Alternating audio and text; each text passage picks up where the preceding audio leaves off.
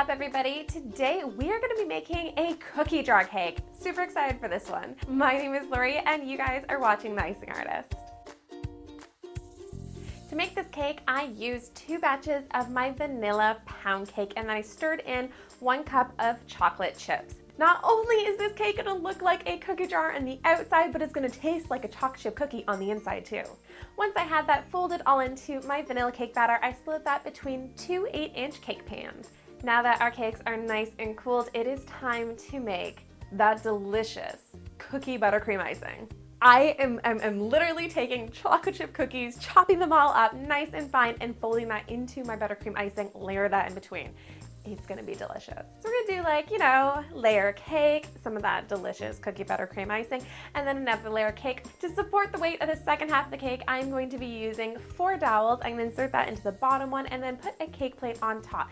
I know you guys are probably wondering, why put, wood and cardboard inside a cake? It's completely food grade, guys. It's completely fine. It's gonna stop your cake from collapsing in on itself. If you guys don't do that, you might end up with a pile of cake. Not good. More delicious layers of deliciousness. I'm gonna then cut an angle at the top edge of my cookie jar just to add a little bit, shape to the cookie jar. I'm then going to crumb coat my cake using my vanilla buttercream icing. I cover the entire cake and lock in all of those crumbs. P.S. I did not put cookies into the stuff that I was using to crumb coat it because otherwise it would be chunky and kind of defeat the whole purpose of a crumb coat. Have you guys subscribed to the Icing Artist yet? Because if not, you better hit that subscribe button down below because we put out new videos every single week and you're not going to want to miss them. Now, because I want my cookie jar to have depth as if it's like, hollow and full of chocolate chip cookies, I cut out a black circle out of fondant and placed that right on top of the cookie jar. So I decided to dye my fondant blue, but I didn't do just sky blue. I mixed in a little bit of ivory and it turned out to be just a gorgeous color. I then very delicately picked up my rolling pin and twisted that around my cake. This was literally like an impossible task. I'm like, should I pick it up? Shouldn't I pick it up? This isn't gonna work. I don't know how to put this on my cake. But as soon as I got it twisting, it seemed really rough and like it was a horrible disaster, but it worked out. So even though it felt like impossible to do and was kind of a mess when I was trying to put on the cake, it actually looked perfect when I was done. So you bakers at home who are struggling putting that big fondant on your cake, you're not alone. We have problems too. If you guys want to get notified when we go live, which actually happens to be every single week, decorating a different kind of cake, and get early access to videos, a whole bunch of other stuff, don't forget to sign up to our mailing list. I will leave a link in the description box below, so don't forget to check that out. Side note, I need a name for you guys. If you guys have a really good name for what I should refer to you guys, I would love for you guys to leave that in the comment section below because we are gonna pick one and then that's what we're gonna call you. I will also leave a poll right up here if you want to choose one of the previously chosen names. For the top trim of my cookie jar, I wanted this to be nice and thick and have square edges. So I rolled out my fondant and I used this like multi-pizza fondant cutting tool. Link in the description where you guys can find it. And I just went all the way along there and cut my fondant. I then added a little bit of water on that top edge and placed that along, making sure that seam lined up with the other seam that we had already created.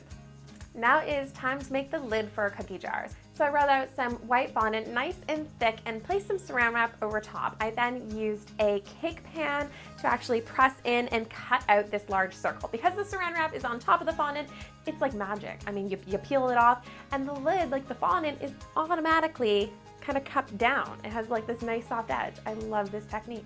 I then wet my cake board with some gel paste just so my fondant will stick to it and placed my fondant on top. I then rolled out my white fondant nice and thin and covered the whole thing so that way there were no seams and everything looked solid, like, like a porcelain lid or something. Seemed like a good idea. I wanted to put like nice big cookie letters on it, so I did that using my white buttercream icing, except I have terrible writing. I'm not sure about you guys.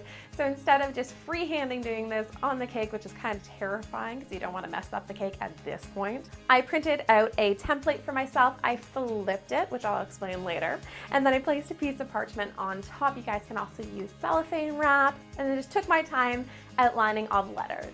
Right away, I picked that piece of parchment paper up, I placed it on my cake, and I am magically left with the stencil on my cake. Now I can probably outline this and it actually spaced evenly, you know, the letters aren't angled. And the reason why the template was reversed is because when you put it on the cake, it goes right side reading cookies. I then outlined that with my buttercream icing and filled it in, and I love the look of this. This cookie turned out really, really cute. I added some texture on it and my little chocolate chips. It is time to add on our actual chocolate chip cookies into our cookie jar. So I kind of placed those around, added a little bit water on the top rim of my lid, and then I could add my lid right on top of that. If you guys really like this video, don't forget to give it a thumbs up and subscribe down below if you guys haven't already subscribed to my channel. I don't know what it is about this cake, but I feel like I need to make a cookie monster now to go right beside this giant cookie jar. I mean, who doesn't love chocolate chip cookies?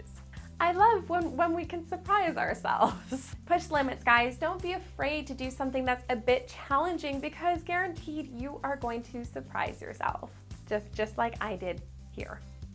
Thank you guys so much for watching. I hope you really enjoyed this one. If you guys have requests for future cakes, you guys can leave those in the comment section. If you want to see more of our cakes, I will leave links right over here for you guys. And don't forget to come back again next week, because we will be making something else into cake.